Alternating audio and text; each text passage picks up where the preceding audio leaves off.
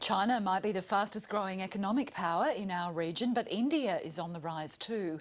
Soon, India could rival China as a major buyer of Australia's exports. But in recent times, Australia's relationship with India has been strained by a series of attacks on Indian students here. Also, Australia won't sell uranium to India because it hasn't signed the Nuclear Non-Proliferation Treaty. Well, joining us from Melbourne to discuss the Australia-India relationship is Shankar Aiyar. Mr Aiyar is a member of the Indian Parliament and he's in Australia talking about India's rise as a superpower. Mr Aiyar, how would you describe relations between Australia and India at the moment? Satisfactory and growing. You say growing, but I understand it's been almost 25 years since an Indian Prime Minister came to Australia. Why is that? Well, I was with that Prime Minister, Rajiv Gandhi, back in 1986. And so I do share your regret at no Indian Prime Minister since then having come over here. I think, in a way, it's the reflection of our rather narrowly focusing on the relationship with the United States. Whereas in Rajiv's time and up to Rajiv's time, there was an attempt to spread our wings as widely as we could around the world. And Rajiv Gandhi in particular had an excellent relationship with both Bob Hawke here in Australia and David Longy in New Zealand. And I must say that momentum has not been maintained subsequently. It's a matter of regret. And I hope that, the initiative taken by the Australia-India Institute here at the University of Melbourne to impart some dynamism to this relationship will bear fruit. There is a CHOGM meeting due in Perth a little later this year, but the Prime Minister, the Indian Prime Minister, won't even be here for that? I don't know. You'll have to ask him. Is it remiss of Australia not to have tried to encourage the leaders of your country to come here? Because it seems that, you know, we are reasonably close to India, that we haven't reached out a little bit more. Well, for one thing, you've been having some difficulties with your own government in the very recent past. And certainly over the last 2 days, I get the impression that your government is perhaps in even greater difficulty than my government is. I suppose when there is an element of stability domestically on both sides, then these kinds of relationship can be pushed forward.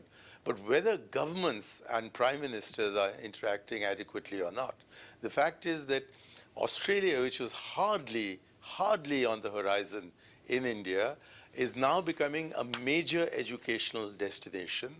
There's also a much larger number of Indians who are emigrating to Australia. And although very few of them actually come and settle down here, their relatives in India start thinking in terms of Australia. And I'm told that sooner rather than later, Air India is going to fly directly from India to Melbourne. And these steps, which are small in themselves, will, I think, help to contribute to a larger relationship. Unfortunately, our media has been, I think, somewhat irresponsible in excessively playing up certain incidents of violence that took place against persons of Indian origin here. Now, we don't know in India how Australians punch up Australians or how people from other nationalities do occasionally get involved in bouts of violence in this country, with the result that it was projected in India as if there was a deliberate Australian attempt to beat up as many Indians as possible so as to discourage them from coming here. But you don't think those media reports... But I'm glad that the Indian community here has demonstrated that it has faith in Australian justice, in Australian democracy. And what I hope will happen sooner than later is that Indians start figuring in your public life as politicians, perhaps to begin with at the local level and subsequently in Canberra. You don't think that there are lingering tensions, though, lingering concerns in India about those attacks? I think it was media-inspired and media-maintained. And now that the media has turned its attention to other things, I don't think there was anything visceral or long-lasting in the sentiment that existed at that time.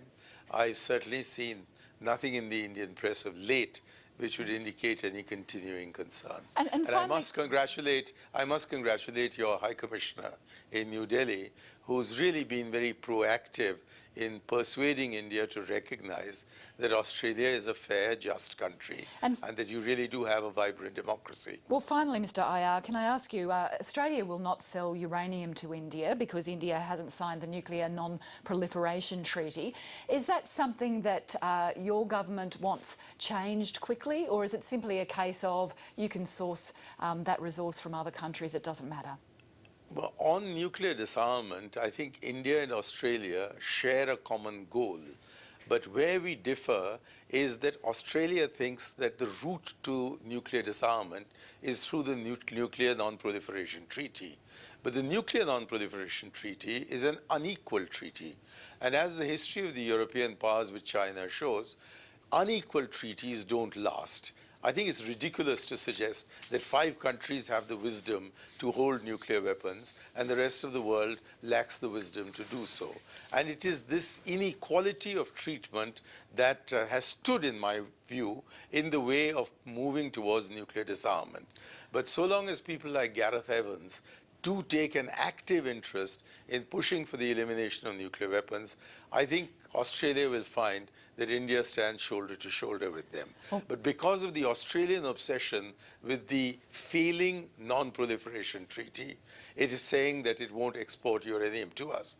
But perhaps it's a little premature to export that uranium because in India itself, there are huge local objections now to the establishment of nuclear power plants in different parts of the country. And we'll have to resolve our domestic issues first before we become an active buyer of uranium from outside.